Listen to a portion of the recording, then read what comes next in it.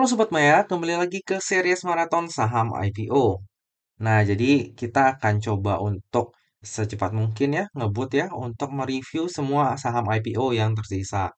Karena kebetulan akhir bulan ini saya juga mau keluar kota, takutnya nggak bisa selesain sih. Jadi, ya pokoknya saya akan berusaha semaksimal mungkin ya, semoga aja kekejar. Nah, jadi di video kali ini kita akan membahas tentang salah satu emiten yang bergerak nih di bidang usaha rumah sakit. Nah, namanya adalah Primaya Hospital. Nah, nantinya Primaya Hospital ini akan IPO dengan kode ticker itu PRE. Nah, bagi yang penasaran dengan prospektusnya, jangan lupa saksikan video ini sampai habis ya. Oke, jadi Primaya Group ini merupakan grup rumah sakit swasta di Indonesia dengan target segmennya itu kelas menengah ke atas. Nah, grup Primaya sendiri itu didirikan pada tahun 1997 oleh Profesor Yos Effendi Susanto. Nah, untuk layanan utama dari grup Primaya ini antara lain adalah layanan ibu dan anak, layanan jantung dan pembuluh darah, lalu ada layanan trauma, layanan kanker, sport clinic and orthopedic center, dan lain-lain. Per 30 April 2022, grup Primaya ini udah mengoperasikan 14 rumah sakit dan memiliki kapasitas sebanyak 1.926 tempat tidur. Selain rumah sakit, grup Primaya juga menawarkan layanan kesehatan lain seperti laboratorium klinis, lalu ada home care dan juga medical evacuation, serta berbagai layanan kesehatan lainnya. Nah, untuk jaringan rumah sakit dari Primaya Group ini yang terdiri dari 14 rumah sakit tadi terbagi menjadi 4 klaster ya. Yang pertama adalah klaster Tangerang, lalu ada klaster Jakarta, lalu ada klaster Bekasi dan juga klaster Makassar. Nah, berikut ini adalah data perbandingan antara Primaya dengan kompetitornya nih, yaitu Silo, Hill, dan juga Mika. Jika kita lihat baik dari sisi jumlah aset, pendapatan, jumlah rumah sakit, jumlah tempat tidur, itu semuanya grup Primaya ini menempati posisi yang paling bawah ya. Tapi dari sisi pertumbuhan bisa kita lihat ya, Primaya Group ini bagus banget Sobat Maya. Dia tuh hampir di semua lini itu menang nih dari sisi yang lain. Artinya, pertumbuhan dari grupnya Primaya ini masih berpotensi banget di masa mendatang dibandingkan dengan Silo ataupun Hill ataupun Mika yang mungkin saat ini udah mature. Lalu dari sisi pemegang saham, Sobat Maya bisa lihat ya bahwa ada 4 perusahaan yang menjadi pemegang saham serta satu individu yaitu Bapak Yos Effendi Susanto sekaligus adalah pendiri dari Primaya Group. Nah, dari nama-nama di sini pastinya ada nama yang udah nggak asing lagi nih bagi Sobat Maya. Ya, benar banget ya. Di sini ada Saratoga Investama Sedaya atau lebih dikenal dengan Saratoga Group. Nah, Saratoga sendiri itu mulai masuk di grupnya Primaya ini di tahun 2016 dan melakukan penyertaan saham sebesar 3,06%. Jadi ya sebenarnya nggak terlalu banyak ya.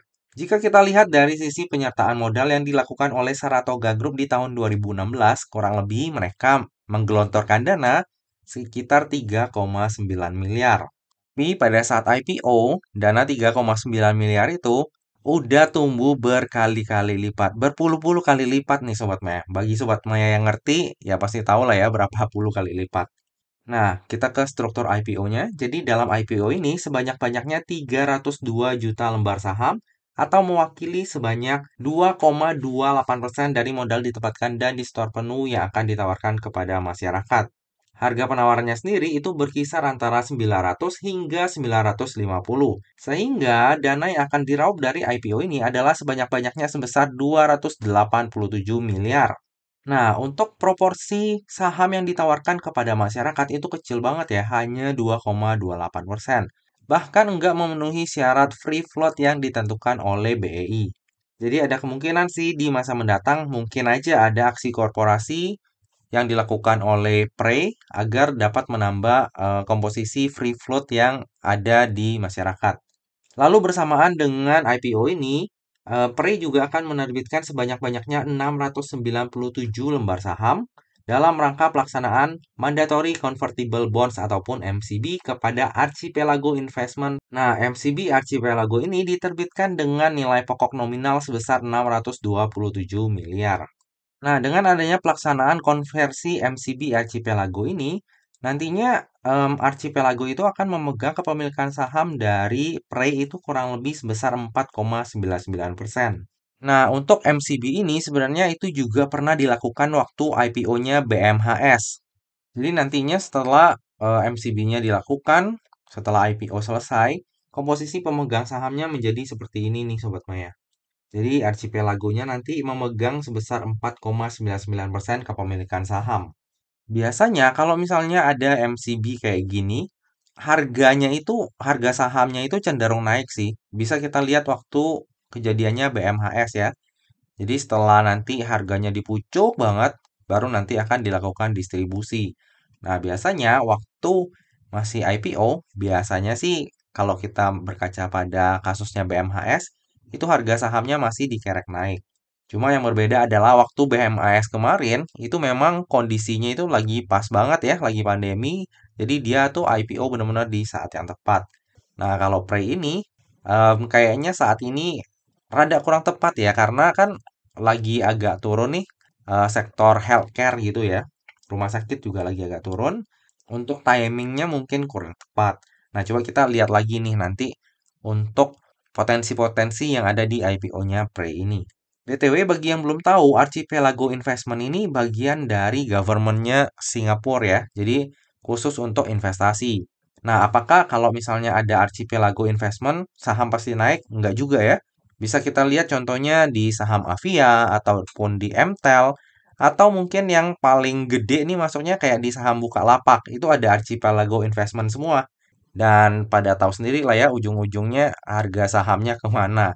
Gitu. Jadi untuk Archipelago Investment ini, walaupun dia punya pemerintah Singapura, itu belum menjamin bahwa harga saham yang mereka masuki itu akan naik ya. Jadi jangan salah persepsi nih Sobat Maya. Oke, kita lanjut. Nantinya dana IPO tersebut akan digunakan untuk tujuan-tujuan sebagai berikut. Yang pertama adalah sekitar 50% itu akan digunakan sebagai dana tambahan perolehan tanah. Yang nantinya tanah tersebut akan digunakan untuk pembangunan rumah sakit baru di Pulau Sumatera dan Pulau Jawa. Lalu tujuan yang kedua adalah sekitar 25% itu akan digunakan sebagai dana tambahan biaya pengembangan gedung dan layanan rumah sakit yang udah ada. Dan yang terakhir adalah sekitar 25% itu akan digunakan untuk pembiayaan pembangunan gedung rumah sakit yang baru. Nah, untuk tujuan penggunaan dana IPO-nya ini oke ya Sobat Maya, benar-benar dipakai untuk pengembangan bisnisnya dari Prey. Dan tentunya hal ini akan membuat kinerja Prey di masa mendatang itu jadi lebih baik lagi. Oke, kita lanjut ya. Untuk underwriter dari IPO-nya, Prey ini adalah Indo Premier Sekuritas dengan kode broker PD. Nah, begitu mendengar Indo Premier, pasti yang ada di pikirannya Sobat Maya, yang ada di benaknya Sobat Maya adalah Indo Premier ini adalah sekuritas yang sering dipakai retail. Nah, tapi pada kenyataannya, banyak juga loh grup-grup besar yang pakai Indo Premier sebagai sekuritas mereka waktu mereka melakukan aksi korporasi. Nah, untuk track record dari PD ini dalam mengawal saham IPO adalah sebagai berikut. Nah, jadi dalam 2 tahun terakhir di 2020 dan juga 2021, PD ini emang jarang ya mengawal saham IPO. Saham terakhir yang dikawal itu adalah Goto, dan itu pun IPO-nya joinan nih dengan yang lain karena dana yang dihimpun dari Goto itu gede banget ya. Nah, Goto itu berhasil closing di zona hijau. Lalu di tahun 2020 itu ada DMND dan juga Soho. Nah, waktu DMND dan juga Soho, PD ini eh, bertindak sebagai underwriter tunggal nih Sobat Maya. Dan waktu saya cek, DMMD dan juga Soho itu jumlah kepemilikan saham yang ditawarkan kepada masyarakatnya itu juga mini Sobat Maya.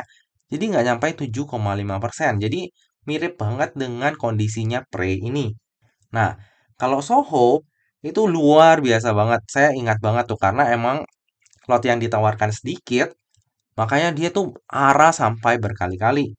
Walaupun harga IPO-nya di 1820, tapi Soho ini bisa sampai 10 kali arah. Lalu untuk DMMD ini cuma 1 kali arah ya. Jadi untuk track record-nya dari PD ini sebenarnya lumayan oke nih Sobat Maya. Paling enggak ada saham yang ditutup di zona merah. Dan kalau misalnya dia jadi underwriter tunggal, minimal 1 kali arah lah. Kalau misalnya bisa kayak Soho, ya puji Tuhan banget. Oke, kita lanjut ke laporan posisi keuangannya. Nah, jadi kalau misalnya kita lihat dalam posisi keuangannya, dari sisi aset, liabilitas, ekuitas, sebenarnya Prey ini posisinya bagus ya Sobat Maya. Kalau dari total aset juga mengalami peningkatan dari waktu ke waktu. Di tahun 2022 itu sampai 3,7 triliun. Dan posisinya itu kas dan setara kasnya sampai 1 triliun. Sementara kalau misalnya kita lihat total liabilitasnya, penambahannya itu sedikit ya. Bahkan kalau misalnya cashnya mau dibayar untuk liabilitas jangka pendeknya itu bisa-bisa banget. Jadi secara neraca keuangan masih sehat banget nih untuk Prey ini. Lalu dari sisi ekuitas juga mengalami peningkatan ya dari waktu ke waktu. Nah, untuk IPO-nya Prey ini itu nggak ada lock-up period ya, karena sebelum IPO itu nggak ada penambahan saham baru. Dalam artian yang saya bilang kayak ke Sobat Maya tadi kayak BMHS itu kan ada MCB juga. Nah, itu di harga atas baru pelan-pelan dibuang tuh distribusi ke masyarakat. Artinya mereka udah dapat cuan dari capital gain MCB-nya. Nah, bisa jadi ada kemungkinan ya di IPO-nya Prey ini kan ada kejadian yang sama. Nah, kita nggak pernah tahu ya apakah nanti Archipelago ini waktu harganya naik, dia baru akan buang, atau dia memang rencananya hold dalam jangka waktu yang sangat panjang. Nah, itu kita belum tahu. Tapi, emang ada kecenderungan kalau misalnya ada MCB seperti ini, harganya akan dikerek naik terlebih dahulu. Oke, kita lanjut ke laporan laba ruginya. Nah, jika kita lihat dari laporan laba rugi ini, dari tahun 2019 hingga tahun 2021, baik dari pendapatan ataupun laba usahanya itu selalu meningkat ya dari waktu ke waktu. Dan ini sangat bagus. Cuma, kalau misalnya kita lihat di tahun 2022, hal yang sebaliknya terjadi ya Sobat Maya ya. Jadi kayak labanya ini langsung terjun payung nih. Jadi di periode yang sama di 30 April, labanya langsung terjun payung. Tentu saja hal ini dikarenakan kalau misalnya di tahun 2020, 2021 itu emang posisinya lagi pandemi ya, lagi naik-naiknya nih semua. Jadi sektor kesehatan itu emang lagi naik tinggi-tingginya. Nah, di tahun 2022 ini mulai akan ada penyesuaian nih. Salah satunya dari kinerja emiten rumah sakit seperti Prey ini. Jadi ya di tahun 2022 ini most likely laba full year-nya pasti akan jauh lebih turun nih dibandingkan tahun 2021. Oke, kita lanjut ke bagian valuasinya. Nah, valuasi Prey di tahun 2021 ini agak mahal ya Sobat Maya. PR-nya di 35 kali dan PBV-nya di 6,72 kali. Lalu di tahun 2022, PR-nya jadi mahal banget karena yang saya bilang tadi untuk laba tahun berjalan di tahun 2022 itu turun jauh. Jadi PR-nya jadi mahal banget. Sementara PBV-nya jadi lebih baik ya karena ekuitasnya meningkat dan juga adanya potensi pertambahan dana kas dari dana IPO. Nah, di harga IPO tertingginya kalau misalnya di harga 950 itu market cap-nya ada di 13,2 triliun. Coba kita bandingkan dengan kompetitornya di sektor yang sejenis ya. Nah, kalau misalnya kita lihat kompetitornya Silo, Hill, dan juga Mika, memang valuasi dari emiten rumah sakit ini premium semua ya. Jadi kayak Silo PR-nya di 31, terus PBV-nya 2 kali, lalu Hill ini PR-nya 67 kali, PBV-nya 6,9 kali, dan Mika itu PR-nya 39 kali, dan PBV-nya 8,3 kali. Jadi untuk valuasi dari emiten rumah sakit ini memang premium semua Sobat Maya. Tapi kalau misalnya kita bandingkan Prey dengan Silo, Hill, ataupun Mika, untuk saat ini valuasi Prey itu yang paling mahal ya di antara mereka semua ya. Kecuali dari sisi PBV ya masih menang lah dari Hill ataupun dari Mika. Dari sisi market cap saat ini masih mirip-mirip ya dengan Silo ya. Padahal jika kita lihat tadi untuk jumlah aset, jumlah rumah sakit dan lain-lain, Prey ini masih kalah jauh dibandingkan dengan Silo. Jadi bisa kita ambil kesimpulan bahwa valuasi dari Prey ini jauh lebih mahal dibandingkan dengan kompetitornya. Oke, dari tadi udah banyak hal yang kita bahas, sekarang tiba juga kita ke bagian kesimpulan. Nah, jadi kesimpulan yang pertama adalah Prey ini adalah perusahaan yang masih punya potensi besar di masa mendatang. Walaupun saat ini laba perusahaan itu banyak berkurang dibandingkan tahun 2020 dan juga 2021, tapi bisnis rumah sakit itu adalah salah satu bisnis yang nggak akan pernah mati. Terlebih ada Saratoga Group di dalam Prey ini. Tahu sendirilah ya gimana karakteristiknya Saratoga. Sebisa mungkin pastinya mereka akan bikin cuan lah dari emiten ini. Cuma emang Saratoga sendiri itu cuannya udah banyak banget sih dari Prey ini. Karena emang Saratoga ini masuknya pas pre-IPO ya, jadi ya mereka dapat valuasinya jauh lebih murah. Lalu kesimpulan yang kedua. Nah, valuasi Prey di harga IPO ini cenderung mahal ya jika kita bandingkan dengan para kompetitornya. Namun untuk tujuan penggunaan dana IPO-nya itu bagus dan berpotensi untuk meningkatkan kinerja Prey di masa mendatang.